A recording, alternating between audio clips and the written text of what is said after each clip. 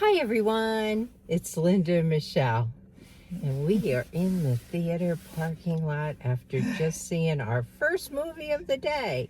We have one more to go. Still a little chilly, but we're okay. We can handle it. The movie we just came from seeing was called Fackham Hall. Okay. It was advertised as a comedy, kind of similar to Downton Abbey or I forget what that other one was, Park, but what it actually turned out to be was crazy, kind of crazy weird. They call it a spoof, and I guess that's what it was. But I don't know. Part of me thought it was kind of maybe like Monty Python kind of humor. Yeah, that's what it was. Yeah, yes, absolutely. The Monty Python kind of humor, which was never my thing. I was never into Monty Python humor. So on that note, I did not care for it that much. There was an underlying story, like there always is, about a family who needed to have one of their daughters marry so that they could keep the estate. And this family evidently only married cousins. So they had to make sure there was a cousin, and there was only one. Lo and behold, another character enters it, an orphan boy, and one of the girls fall in love with him, and the story progresses. Yeah, it's kind of a really crazy story. It definitely is a Monty Python type humor movie. I actually thought it was really clever. The language was clever. I can't remember all of it, but one of them, somebody said to the girl, "And how did you sleep last night?" "I closed my eyes and laid in bed." Yeah, so it was or like those kind of responses. His name was Eric Noone, Noone, and he said, "But we pronounce it no one." So. It was kind of crazy. You know, there was a murder, typical murder in this big old mansion, and you know the strife between the family who lived there and the servants, and just, you know, all of the typical stuff. But it was done with such a twist, like an absurdity, that you had to appreciate that. You know, I actually didn't hate it. It's not my kind of movie at all. I mean, it's not the kind of movie that I would seek out.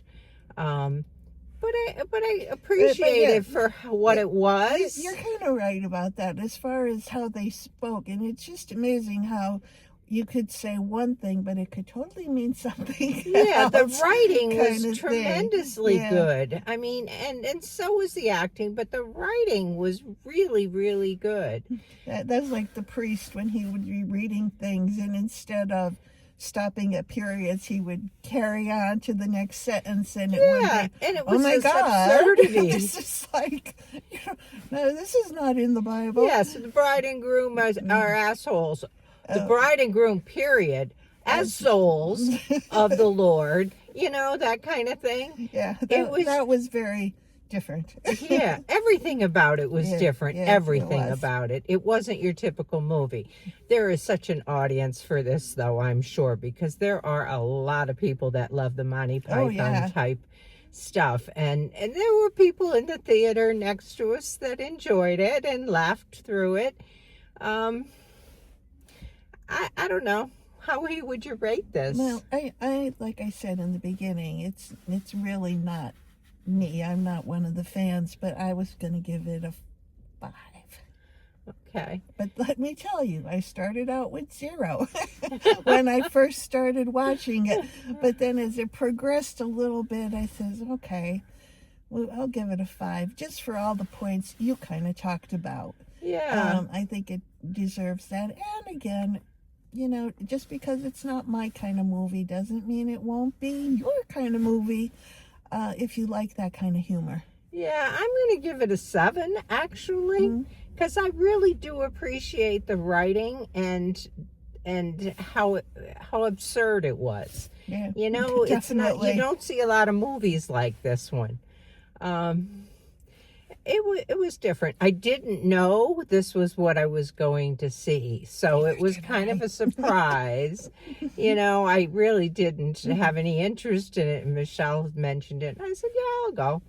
And you know, I mean, I could have taken it or That's left it, but because whenever I see something, oh, it's British. It's the what 1800s or 1900s. no, this was the 1930. I think it was Was it that much? 1930. Yeah, probably. 1931. Because they I were think driving said. cars. Yes. Yeah. I thought, oh, I always like those kinds. So we'll see. But the previews didn't prepare me for this one totally. I don't remember seeing previews for it at all. I saw some kind of preview. But anyhow, so we appreciate the writing, appreciate the acting. So the story was cute behind it. I kind of wanted to see what was going to happen with Rose and Eric throughout the movie. So, you know, there's some value to it. And, you know, I'm sure there's people that love it. So please tell us what about it. Tell us how much you love it. Or even if you hated it. That's yeah, okay I don't too. think you're gonna. I really think that this is that our audience likes this, but We'll see. it'll be interesting to find out what you think. And that's it. And we're going to go get some hot chocolate in between movies, and we'll be back with another review in a couple of hours. See you in See a you bit. then. Bye. Bye.